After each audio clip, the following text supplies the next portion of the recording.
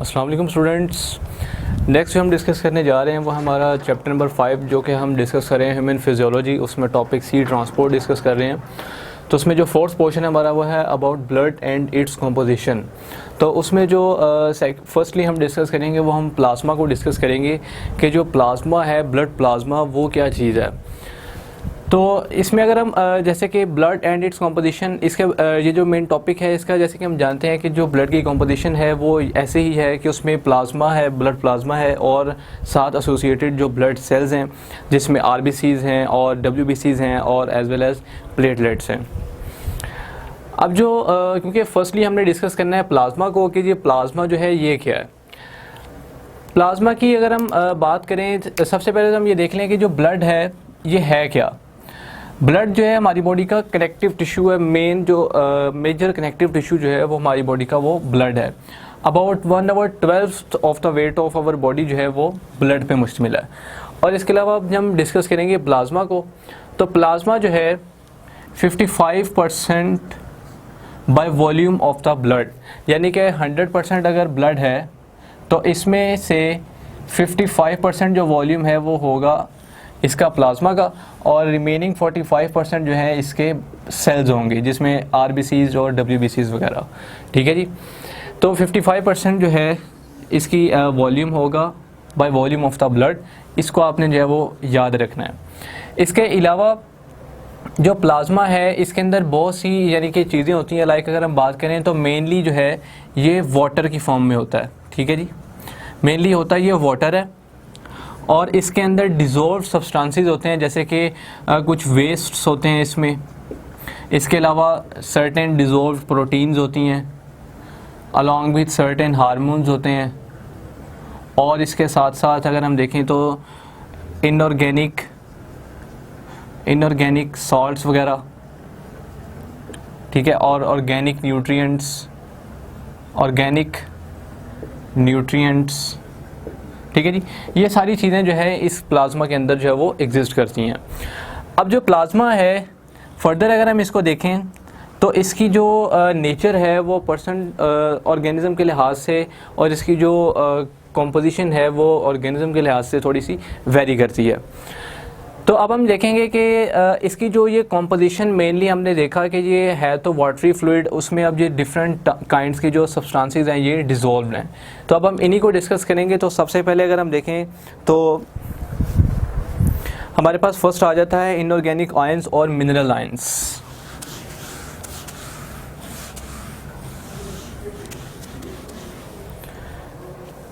Inorganic ions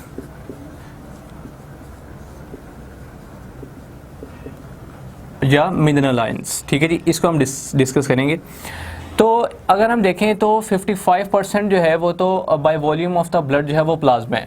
इस 55% में जो 0.9% होगा वॉल्यूम वो होगा इनऑर्गेनिक आयंस या मिनरल आयंस का। ये पॉइंट को भी आपने जो है वो याद रखना है। ठीक है जी, इसकी जो मेन क्वांटिटी है। और इसके अलावा इसके अंदर अब जैसे कि अगर हम बात करें तो डिफरेंट काइंड के इसमें सॉल्ट्स भी आ जाते हैं। जैसे कि अगर हम बात करें NaCl जो है ये टेबल सॉल्ट इसको कहा जाता है। तो 2/3 अमाउंट जो है इसकी टेबल सॉल्ट की इसमें मौजूद होती है। अब इसका कंडीशन जो है वो किस तरह वेरी करती है, वो इस तरह से है कि अगर हम ब्लड की बात करें तो ब्लड जो है इसकी जो pH है वो 7.4 के राउंड बर्ड होती है। ठीक है जी, ये भी आपने याद रखना है कि जो pH है ब्लड की वो कितनी है, तो वो 7.4 है। अब अगर हम pH स्केल के मुताबिक देखें तो हमारा जो pH स्केल है वो कुछ इस तरह से है कि 7, 14 और यहाँ पे ये पॉइंट। ठीक है जी, तो यहाँ पे अगर हम देखें तो ये न्यूट्रल केस है। ठीक है ना जी। और यहाँ पे अगर हम देखें तो ये 7.5 यहाँ पे आ गया। ठीक है जी, तो इसका मतलब है ये आ गया अल्कलाइन मीडियम। ठीक है जी। तो जो ब्लड है इसकी pH जो है वो स्लाइटली अल्काइन होती है, 7.4 है। ठीक है जी। इसके बाद अगर हम देखें फर्दर तो ये तो हमने क्लियर कर लिया कि जो ब्लड है इसकी pH 7.4 है। तो अब ये जो इनऑर्गेनिक आयंस और मिनरल आयंस हैं, इनकी कंसंट्रेशन को फिक्स रखना बहुत ज़रूरी होता है, मेंटेन रखना बहुत ज़रूरी होता है। अगर इनकी कंसंट्रेशन थोड़ी सी भी चेंज हो या इसमें कोई इंक्रीजिंग या डिक्रीजिंग स्टेज आ जाए तो फिर ये होता है कि जो ब्लड की नॉर्मल पीएच जो कि 7.4 पे मेंटेन है, ये चेंज हो जाती है। और जब ब्लड की पीएच जो 7.4 है ये चेंज हो जाती है तो उससे बॉडी के जो केमिकल रिएक्शंस हैं वो भी चेंज हो जाते हैं, ऑल्टर हो जाते हैं। ठीक है जी। तो ब्लड की पीएच चेंज होने की वजह से जो हमारी बॉडी के केमिकल रिएक्शंस हैं उनके ऊपर डायरेक्ट इफेक्ट होता है। तो यही वजह है कि जो आयंस हैं, इनऑर्गेनिक आयंस या मिनरल आयंस, उनकी जो कंसंट्रेशन है, उनकी जो क्वांटिटी है, उसको मेंटेन रखना बहुत ज़रूरी होता है। इसके बाद अगर हम देखें तो हमारे पास आ जाती हैं प्लाज्मा प्रोटीन्स।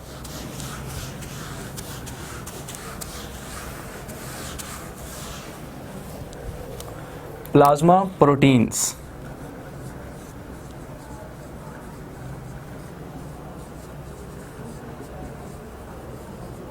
प्लाज्मा प्रोटीन से मुराद ये है कि प्लाज्मा के अंदर जो डिसॉल्व्ड प्रोटीन्स हैं वो कौन कौन सी हैं। अब ये इस किस्म की प्रोटीन्स हैं, ये तो डायरेक्टली जो है वो लीवर में भी सिंथेसाइज हो सकती हैं, लीवर में भी बनती हैं। ठीक है। और कुछ जो हैं वो एंटीजेंस के रिस्पॉन्स में बनती हैं। ठीक है। अब कुछ हम प्रोटीन्स को देखते हैं, जैसे कि फॉर एग्जांपल हमारे पास एक प्रोटीन है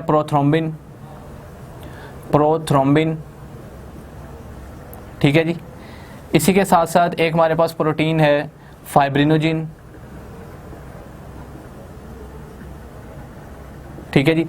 एक हमारे पास थ्रोम्बिन भी है,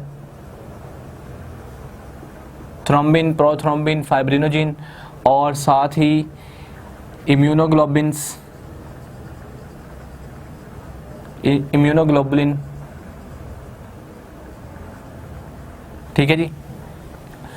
ये हमारे पास कुछ इंपॉर्टेंट जो है वो प्रोटीन्स हैं।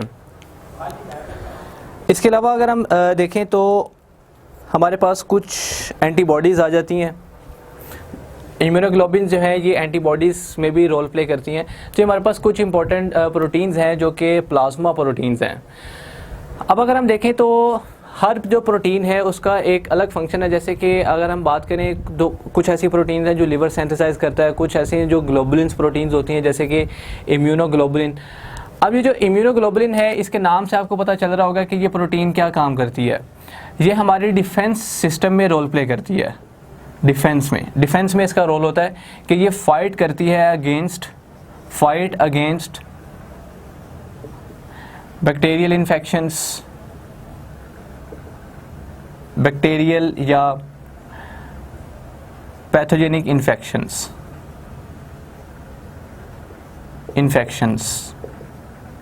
ठीक है जी। इनके अगेंस्ट ये फाइट यानी कि डिफेंस का रोल प्ले करती है इम्यूनोग्लोबिन्स। अब इसके अलावा जो प्रोथ्रोम्बिन है ये एज ए कैटलिस्ट के तौर पर वर्क करती है, कैटलिस्ट के तौर पर। ठीक है जी। ये कैटलिस्ट के तौर पर क्या वर्क करती है कि ये ब्लड क्लॉटिंग को स्पीड अप करती है, ब्लड क्लॉटिंग को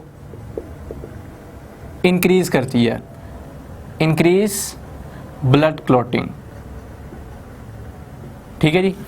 यानी कि कैटलिस्ट का काम ये होता है कि उसने जो रिएक्शन हो रहा होता है उसको स्पीड अप करना होता है। तो रिएक्शन क्या हो रहा है कि ब्लड क्लॉटिंग हो रही है, उसको स्पीड अप कौन करेगा? प्रोथ्रोम्बिन। इस तरह जो फाइब्रिनोजिन है ये डायरेक्ट इन्वॉल्व होती है ब्लड की क्लॉटिंग में, डायरेक्ट जो है इन्वॉल्व होती है ब्लड क्लॉटिंग में। अब यहाँ पे कंसेप्चुअल चीज़ ये है कि अगर आपसे पूछा जाए कि वो प्रोटीन बताएं जो डायरेक्ट इन्वॉल्व होती है ब्लड क्लॉटिंग में, तो वो फाइब्रिनोजिन है। और वो प्रोटीन जो ब्लड क्लॉटिंग को स्पीड अप करती है एज ए कैटलिस्ट के तौर पर, तो वो है प्रोथ्रोम्बिन। ये प्रोथ्रोम्बिन इनका फंक्शन जो है वो समहाउ सेम है। तो ये कुछ हमारे पास जो है वो प्रोटीन्स हैं जो प्लाज्मा प्रोटीन्स हैं। ठीक है जी। और ये सारे के सारे जो हैं ये प्लाज्मा के अंदर जो है वो मौजूद होती हैं, यानी इनका जो ओरिजिन है जहाँ से ये सिंथेसाइज होती हैं और सिंथेसाइज होने के बाद ये प्लाज्मा में आ जाती हैं, प्लाज्मा प्रोटीन्स कहलाती हैं। नेक्स्ट हम डिस्कस करेंगे वो है organic nutrients in the blood.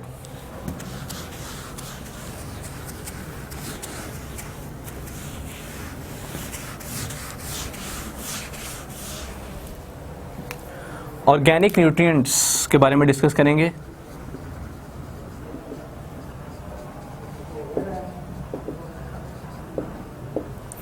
अब ऑर्गेनिक न्यूट्रिएंट्स जैसे कि हम ऑलरेडी जानते हैं कि ऑर्गेनिक का नाम आ गया तो हमें ये पता चलता है कि ऐसे सब्सटेंसेस जिनमें कार्बन हो, हाइड्रोजन हो, ऑक्सीजन वगैरह हो, तो ये जो है हम इन्हें ऑर्गेनिक जो है वो रेफ़र करते हैं। ठीक है जी। तो ऑर्गेनिक न्यूट्रिएंट्स में हमारे पास आ जाते हैं जैसे कि मेनली कार्बोहाइड्रेट्स आ जाते हैं, इसी के साथ साथ फॉस्फोलिपिड्स हैं, फॉस्फोलिपिड्स मेनली लिपिड्स, ठीक है, फैट्स वगैरह, ये सब जो हैं ये कार्बोहाइड्रेट्स हैं। इसी के साथ साथ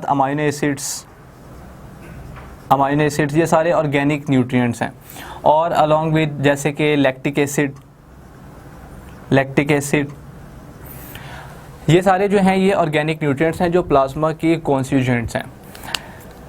अब जो कार्बोहाइड्रेट्स हैं इनका तो हम जानते हैं जैसे कि ग्लूकोज वगैरह, इसमें मोनोसेक्राइड, डाइसेक्राइड, पॉलीसेक्राइड, ये सारे के सारे जो हैं ये कार्बोहाइड्रेट्स हैं। फॉस्फोलिपिड्स, लिपिड्स, फैट्स वगैरह, अमाइनो एसिड्स जो कि फर्दर आगे मिलकर आगे प्रोटीन को डेवलप करते हैं, और लैक्टिक एसिड जो है ये हमारी बॉडी में बनता है मसल्स में। ठीक है जी। किस वक्त बनता है? ड्यूरिंग एक्सट्रीम एक्सरसाइज के दौरान ये प्रोड्यूस होता है। ठीक है जी।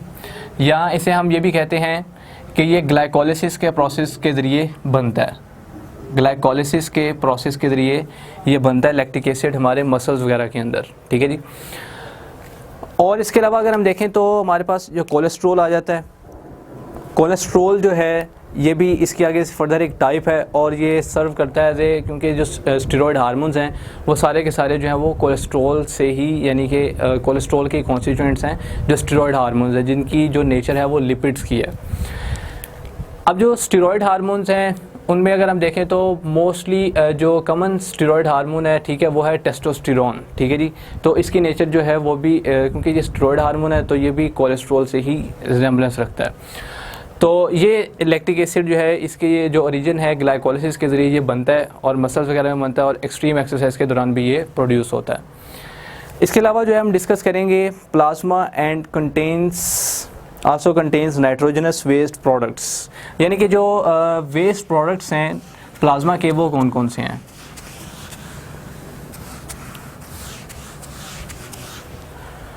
अब जैसे कि अगर हम बात करें वेस्ट की, तो इसमें सबसे पहले हम ये देखेंगे कि जो वेस्ट है वो प्रोड्यूस कहाँ पे होता है। ठीक है जी। और प्रोड्यूस होने के बाद जो है इसने क्योंकि रिलीज़ भी होना होता है तो ये रिलीज़ कहाँ पे होता है। ठीक है जी। लाइक अगर हम बात करें लिवर की, तो हमारी बॉडी में जो वेस्ट है वो नाइट्रोजनस वेस्ट अगर है तो वो लिवर के अंदर प्रोड्यूस होगा। ठीक है जी। और उसकी एक्सक्रीशन का काम जो है वो करेगी किडनी। ठीक है जी। किडनी जो है वो एक्सक्रीशन का रोल प्ले करेगी। लाइक अगर हम बात करें यूरिया या यूरिक एसिड, ठीक है जी, तो ये सारे जो हैं ये प्रोड्यूस होते हैं लिवर में, और लिवर में प्रोड्यूस होने के बाद ये ट्रांसफ़र होते हैं किडनी को, जहाँ पे इनकी एक्सक्रीशन का प्रोसेस जो है वो परफॉर्म होता है। ठीक है जी। एक्सक्रीशन में ये होता है कि वो एलिमिनेट हो जाते हैं बॉडी से। ठीक है जी, यूरिया, यूरिक एसिड वगैरह। तो ये हमारे पास आगे जो प्लाज्मा की जो कुछ वेस्ट हैं ये आगे हमारे पास जिनमें नाइट्रोजनस वेस्ट आ जाता है। मोस्टली ये जो है ये नाइट्रोजनस वेस्ट है। ठीक है जी। नाइट्रोजनस वेस्ट इसको इसलिए बोला जाता है क्योंकि इसमें मेन कॉन्स्टिट्यूएंट जो है वो नाइट्रोजन है। इसके अलावा अगर हम देखें तो हमारे पास हार्मोन्स वगैरह आ जाते हैं, क्योंकि अगर हम बात करें तो हार्मोन्स जितने भी हैं वो सारे के सारे जो हैं वो ब्लड में मौजूद होते हैं। तो ब्लड जो है उसमें मेन उसका कॉन्स्टिट्यूएंट जो है वो ब्लड प्लाज्मा है। तो सारे जो हार्मोन्स हैं वो तमाम जो प्रेजेंट हैं वो ब्लड प्लाज्मा में प्रेजेंट होते हैं। अब ब्लड प्लाज्मा से जो हार्मोन्स हैं जिस बॉडी पार्ट को, जिस ग्लैंड को जो हार्मोन्स चाहिए होते हैं वो वहाँ से उसको ट्रांसफ़र हो जाते हैं। इसके बाद जो गैसेज़ हैं जिसमें अगर हम बात करें तो जैसे कार्बन डाइऑक्साइड वगैरह, ऑक्सीजन वगैरह, ये भी जो है प्लाज्मा की मेन कॉन्स्टिट्यूएंट्स हैं। जैसे कि अगर हम बात करें कि हमारी बॉडी में होते हैं RBCs, ठीक है जी, रेड ब्लड सेल्स। अब रेड ब्लड सेल्स जो हैं इनका काम क्या होता है कि इन्होंने ऑक्सीजन जो है उसको ट्रांसफ़र करना होता है बॉडी में। ठीक है जी। और कार्बन डाइऑक्साइड को वहाँ से लेना होता है। तो अब क्योंकि ऑक्सीजन जो है वो भी ब्लड में आ रही है और कार्बन डाइऑक्साइड जो है वो भी ब्लड में आ रही है, तो ऑक्सीजन और कार्बन डाइऑक्साइड ये दोनों जो हैं ये भी ब्लड प्लाज्मा का हिस्सा होंगी। तो ये इसकी ब्लड प्लाज्मा की कुछ इंपॉर्टेंट जो इसकी कॉम्पोजिशन है, जैसे कि मैंने आपको ऑलरेडी बता दिया, और कुछ इनकी जो क्वांटिटीज़ हैं उनको आपने याद रखना है, और कुछ इनके जो इंपॉर्टेंट पॉइंट्स हैं उनको आपने बस याद रखना है। यहाँ पे डिटेल में इसको जो है वो डिस्कस करने की यहाँ पे ज़रूरत नहीं है, क्योंकि इसको आपने जस्ट देखना है MD-CAT पॉइंट ऑफ व्यू से। तो कुछ इंपॉर्टेंट पॉइंट्स हैं वो मैंने आपको यहाँ पर बता दिए, तो इनको आप याद रखें, तो इंशाल्लाह आपका ये पॉइंट जो है वो क्लियर हो जाएगा। Okay, thanks.